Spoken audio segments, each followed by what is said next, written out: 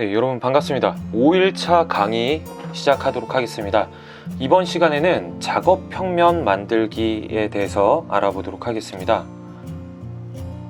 우선 저희가 인벤터로 모델링을 할 때에는 이제 기본적으로 작업 평면이 정면도와 평면도, 우측면도가 있는데 이 기본 작업 평면만으로는 복잡한 형상을 모델링을 하는 데 있어서 매우 제한적입니다. 그렇기 때문에 앞에 보이는 형상처럼 이렇게 복잡한 형상을 모델링을 할 때에는 기본 작업 평면으로는 모델링을 할 수가 없기 때문에 우리가 원하는 작업 평면들을 만들어서 이 복잡한 형상을 모델링 할 수 있어야 돼요. 그러면 저희가 다양한 작업 평면을 만드는 기능에 대해서 알아보도록 할게요. 인벤터 실행하도록 하겠습니다. 저와 동일하게 스케치를 진행을 하도록 할게요. 우선 삼각형을 그리고 목깎기를 먼저 적용을 하겠습니다. 스케치가 틀어진다면 이 원의 중심을 이제 이동을 해주시면 되고요. 치수를 입력을 하도록 하겠습니다.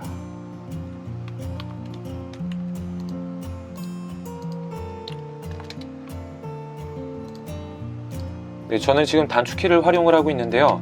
지금 이 5일차 강의까지 모두 들으셨다면 이제 여러분들이 이제 실력이 어느 정도 향상이 됐을 거라고 생각이 됩니다. 그렇기 때문에 스케치를 할 때에는 이 기능들을 마우스로 클릭을 해서 그대로 사용을 하는 것보다는 이제 여러분들이 단축키를 설정을 하셔서 조금 더 작업 속도를 이제 빠르게 늘리는 게 가장 중요할 거라고 생각이 됩니다.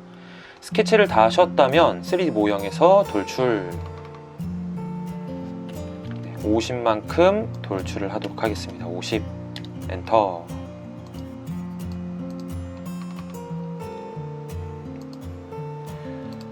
네, 그럼 작업 평면 만드는 방법은 총 옵셋 평면, 직각 등등 총 7가지의 만드는 방법이 있는데 이거 외에도 이제 다양한 방법들이 있습니다. 하지만 저희들은 자주 사용하는 방법 총 7가지의 작업 평면 만드는 방법만 배워보도록 하겠습니다. 네, 우선 첫 번째로 이제 옵셋 평면 3D 모형 도구 모음 창에서 이 평면 아래쪽에 화살표를 눌러보시면 작업 평면을 만드는 다양한 기능들이 있는데 이거를 그대로 사용을 하지 않고 이 평면, 이 기능 하나만으로도 이 아래에 있는 모든 평면들을 만들 수가 있어요. 그래서 아래에 있는 거는 쓰지 않도록 할게요. 지금 저희들은 이 기능만 무조건 사용을 하도록 하겠습니다. 평면 클릭하고 첫 번째 옵셋 평면을 만들어 보도록 할게요. 이 면을 첫 번째 클릭 바로 이제 드래그를 하셔야 돼요. 다시 한 번 더 ESC 평면 클릭하고 놓는 게 아니라 마우스로 바로 드래그를 하셔야 돼요. 드래그 ESC 평면 드래그 거리 20을 입력을 하게 되면 내가 처음에 선택을 했던 그 작업 평면으로부터 평행하게 거리 이제 20만큼 이제 옵셋 평면을 생성을 할 수가 있습니다.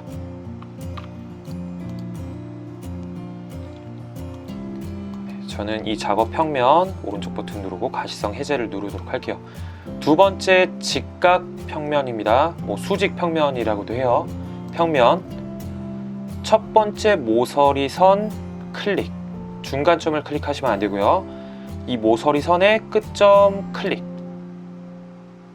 다시 한 번 더 평면 모서리 선 클릭 모서리 선의 끝점을 클릭을 하게 되면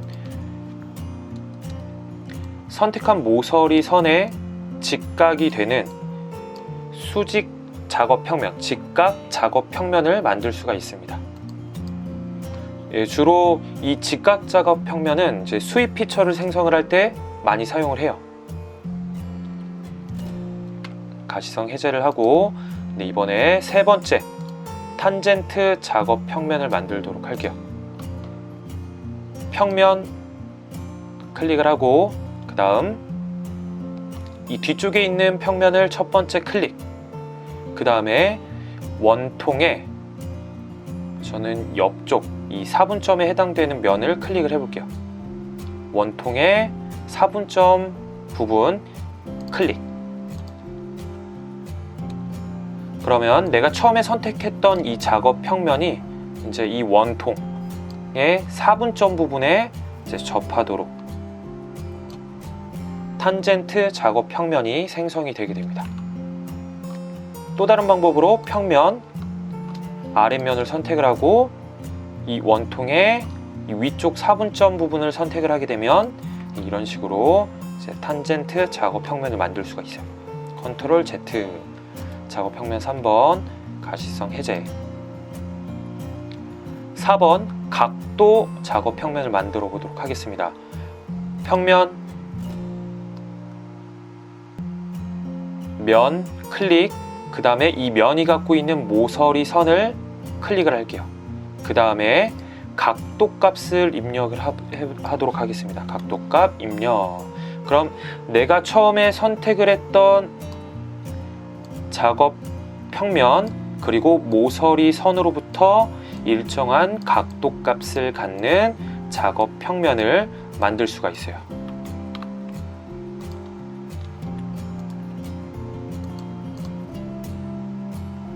다음 5번째 투영 작업 평면을 만들어 보도록 할게요.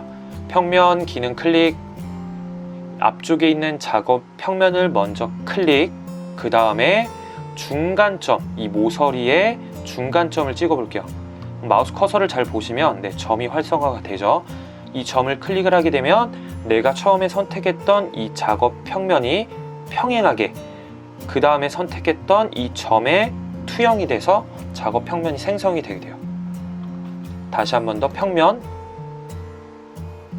작업 평면 첫 번째 클릭, 그 다음에 끝점 클릭, 이런 식으로 이제 투영이 되도록 작업 평면을 생성을 할 수가 있습니다.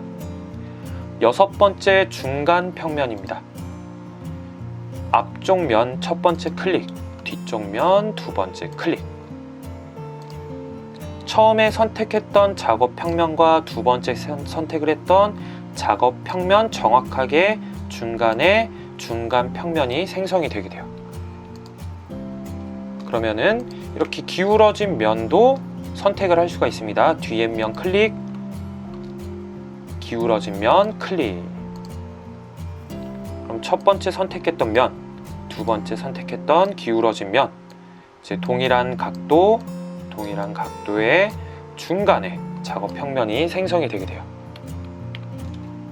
네, 7번째 세점 평면을 만들어 보도록 할게요. 평면 3개의 점을 클릭을 할게요. 첫 번째 점 클릭, 두 번째 점 클릭, 세 번째 점 클릭. 네, 다시 한 번 더. 평면 첫 번째 점 클릭, 두 번째 점 클릭, 세 번째 점 클릭. 3개의 점을 통과를 하는 작업 평면을 만들 수가 있습니다. 네, 조금 복잡한 형상을 모델링을 해보도록 할게요. 네, 정면도 왼쪽에 보이는 형상을 모델링을 진행하기 위해서 우선 틀을 먼저 스케치를 하도록 할게요. 치수를 넣도록 하겠습니다.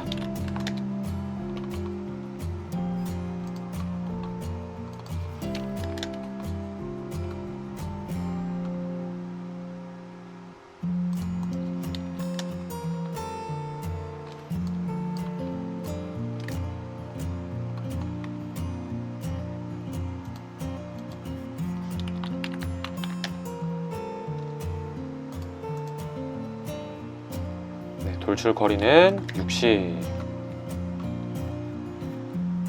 이쪽 삼각형 부분을 파내도록 할게요. 파내기 위해서는 스케치를 할 때 이쪽 면을 작업 평면으로 두고 이제 삼각형을 그리고 수직 방향으로 이제 돌출을 하면 되겠죠.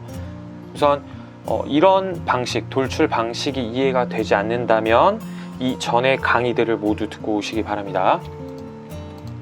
작업 평면 선택, 2D 스케치, 형상 투영을 이용을 해서 모서리 선들을 얻어내고 그래픽 슬라이스 기능으로 해당 작업 평면까지 그 단면을 보도록 할게요. 그 다음에 필요한 선을 추가적으로 그리겠습니다. 그 다음에 치수를 입력을 하게 되면 우리가 원하는 잘라낼 부분에 정확하게 닫혀져 있는 영역을 생성을 했어요. 그 다음에 돌출, 그 해당 영역 선택을 해주시고 차집합 거리는 24. 네, 마지막으로 이 삼각형 부분으로 잘려져 있는 부분을 모델링을 하기 위해서는 이 3점 작업 평면을 생성을 해야 돼요. 첫 번째 점, 두 번째 점, 네, 세 번째 점이 없죠. 그렇다면 이 세 번째 점을 우리가 직접 만들어 줘야 됩니다. 뭐 다양한 방법이 있겠지만 저는 스케치를 이용을 해서 이 점을 생성을 해 보도록 할게요. 스케치, 형상투영으로 모서리 선을 얻어오고요. 이 모서리 선은 이제 단순히 보조선으로만 활용을 할 거니까 구성, 보조선으로 변경을 하고 점을 찍도록 하겠습니다. 점, 치수를 입력을 하도록 할게요. 이 거리가 32. 제시된 도형과 동일하게 모델링 스케치를 진행을 하고 있습니다. 네, 그러면 3개의 점을 얻어냈어요. 첫 번째 점, 두 번째 점, 세 번째 점. 3D 모형에서 평면, 첫 번째 점, 두 번째 점, 세 번째 점. 새로 만든 작업 평면에 스케치를 하겠습니다. 2D 스케치. F7번을 누르면 그 해당 작업 평면 절단된 단면을 볼 수가 있고요. 형상 투영 아래쪽에 보시면 절단 모서리 투영 기능이 있어요. 이 기능을 클릭을 하게 되면 절단된 모서리들은 모두 투영을 시킬 수가 있습니다. 내가 원하지 않는 영역은 모두 보조선으로 변경을 해주시고요. 이 영역을 그대로 돌출을 시키도록 할게요. 돌출. 저는 F7번을 해제를 하고요. 돌출, 그 해당 영역 선택을 해주시고 차집합, 앞쪽은 전체가 잘리도록 전체 확인. 네, 그럼 제시된 형상을 모델링을 했습니다. 최종 결과물은 이렇게 보여지는 스케치 뿐만 아니라 작업 평면이 보이지 않도록 가시성을 해제를 해주셔야 돼요. 네, 이번 강의를 통해서 총 7가지의 작업 평면 만드는 기능들에 대해서 배웠는데요. 아주 중요한 내용이니까 꼭 여러분들이 이 동영상을 보시고 하나하나 꼭 연습을 해서 습득을 해보시기 바랍니다. 이상으로 강의 마치도록 하겠습니다. 수고하셨습니다.